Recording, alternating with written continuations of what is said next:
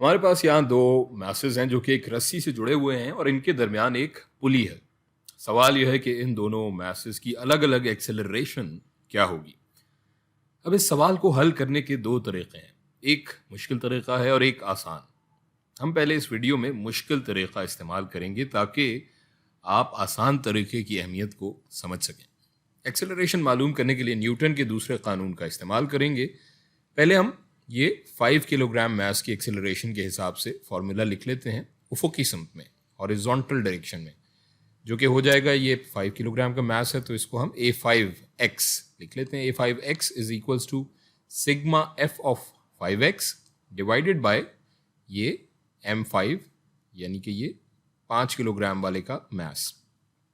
क़ुव्वत की कदर मालूम करने के लिए हम फोर्स डायग्राम या क़ुव्वतों का खाका बना लेंगे। सबसे पहले हमारे पास यहाँ कशिश सकल की क़ुव्वत है, फोर्स ऑफ ग्रेविटी, जो कि बराबर है mg के, और इसी को बराबर करने के लिए एक और क़ुव्वत है ऊपर की जानिब जिसे हम नॉर्मल फोर्स कहते हैं। इसे हम Fn से जाहिर कर लेते हैं। अब यहाँ एक और क़ुव्वत है और वो है तनाव की, जिसकी समत दाएं जानिब है, तो इसे भी हम अपने फॉर्मूले में डाल लेते हैं। सो ये A5x बराबर हो जाएगा, हॉरिजॉन्टल डायरेक्शन में एक ही फोर्स है तो ये T बटा ये मास हमारा है 5 kg। फिलहाल इसे हम मजीद हल नहीं कर सकते, सो हम इस 3 किलोग्राम वाले मास को लेकर दूसरी इक्वेशन, अपनी दूसरी मसावात बना लेते हैं उमूदी समत की क़ुव्वतों को लेकर, यानी कि वर्टिकल कंपोनेंट्स को लेकर। तो ये हो जाएगा A3y is equals to sigma F3y बटा ये M3।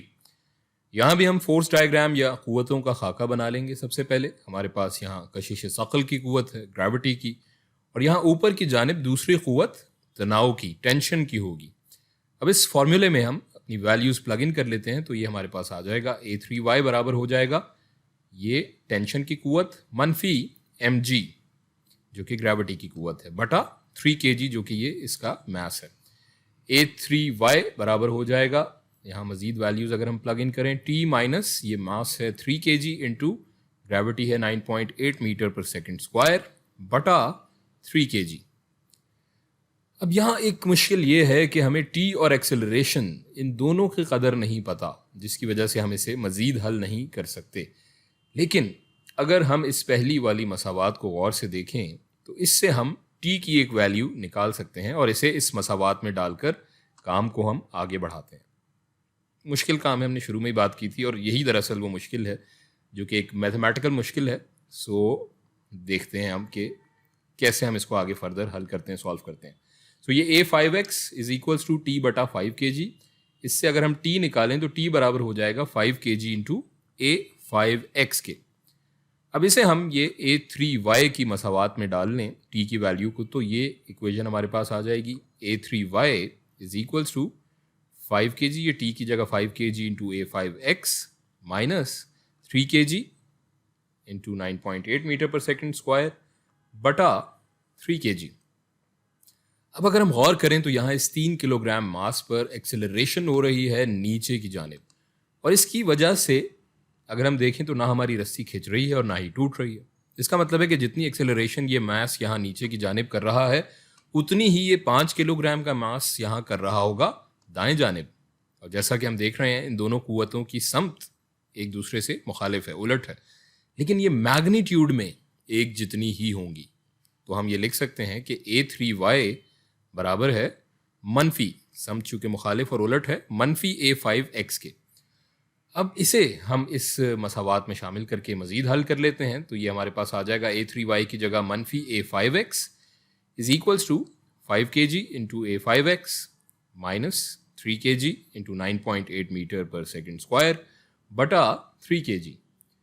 ये 3 kg उधर चला जाएगा दूसरी तरफ, तो ये हो जाएगा मनफी 3 kg into A5x is equals to 5 kg into A5x minus ये 3 इंटू 9.8 हो जाएगा 29.4 न्यूटन।